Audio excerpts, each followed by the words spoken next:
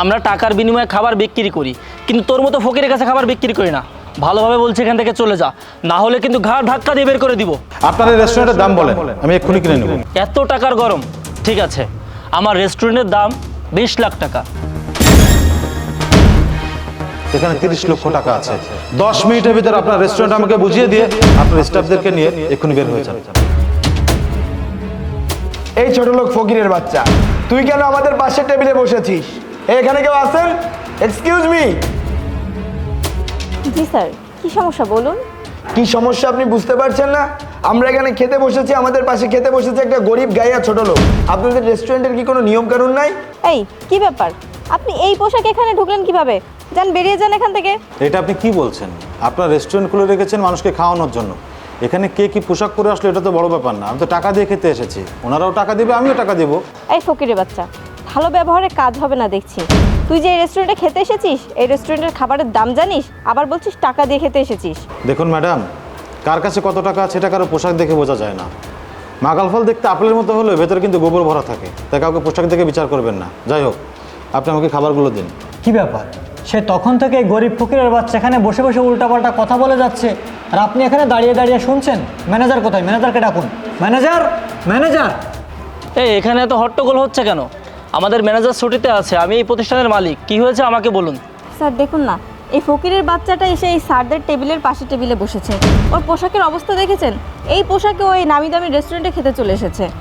আমি তাকে অনেকবার বুঝিয়ে বলেছি, সে আমাকে বলে কিনা তার নাকি অনেক টাকা পয়সা আছে। আমি তাকে ভালো করে বুঝিয়ে বলার পরেও সে এখান থেকে যাচ্ছে না। হেই, কি ব্যাপার? আপনার ভেতরে কি ন্যূনতম জ্ঞান বুদ্ধি নাই? হ্যাঁ, আপনি এই পোশাকে কেন খাবার খেতে চলে এসেছেন? আপনার গা থেকে তো দুর্গন্ধ বের হচ্ছে। এই যে ভদ্রলোকেরা এখানে বসে খাবার খেতে এসেছে, আপনার জন্য কি তারা খাবার খাবে? হ্যাঁ, যারা এখানে বেরিয়ে যান। আচ্ছা, আমি একটা জিনিস বুঝতে পারছি না, আপনারা সবাই মিলে আমার সাথে খারাপ ব্যবহার কেন করছেন? এখানে মানুষ কিসের জন্য আসে? খাবার খেতে, বিনিময়ে টাকা দেয়, আমিও টাকা দিব, তাহলে আমার সাথে এমন ব্যবহার করার মানে কি? হ্যাঁ, আমরা টাকার বিনিময়ে খাবার বিক্রি করি, কিন্তু তোর মতো ফকিরের কাছে খাবার বিক্রি করি না। ভালোভাবে বলছি এখান থেকে চলে যা, না হলে কিন্তু ঘাড় ধাক্কা দিয়ে বের করে দিব। আচ্ছা, সব কিছু কি আপনাদের ইচ্ছা মতো হবে নাকি?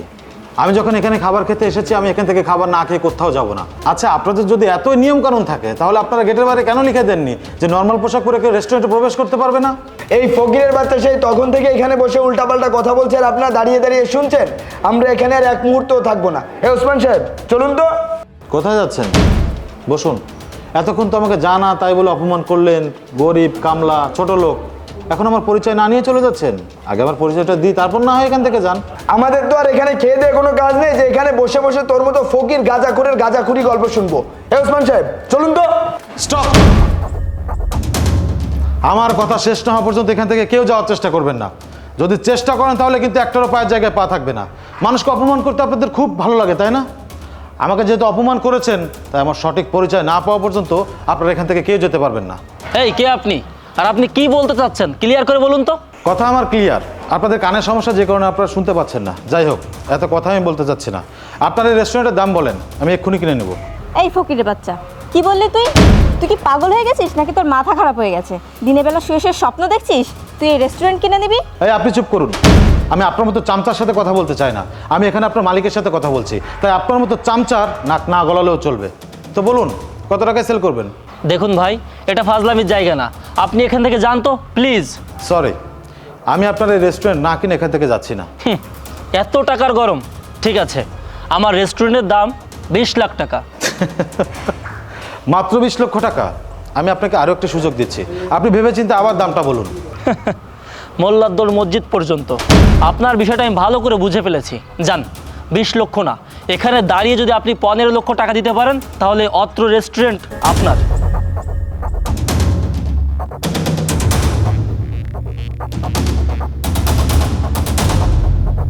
হ্যাঁ মাদি, দ্রুত 30 লক্ষ টাকা নিয়ে বাসমতি রেস্টুরেন্টে 10 মিনিটের মধ্যে চলে আসো।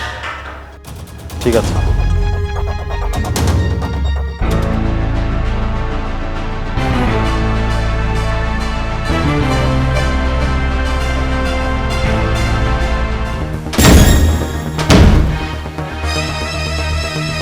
এই যে, আপনি না আমাকে 15 লক্ষ টাকার কথা বলেছিলেন, এখানে 30 লক্ষ টাকা আছে।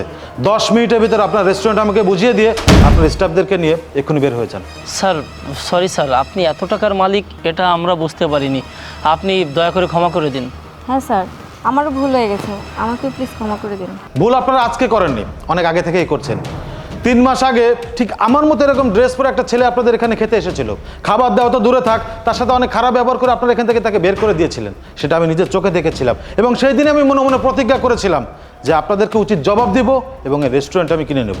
আশা করি আপনারা সব কিছু বুঝতে পেরেছেন, যে কারণে আজকে আমি এখানে এই পোশাকে এসেছি।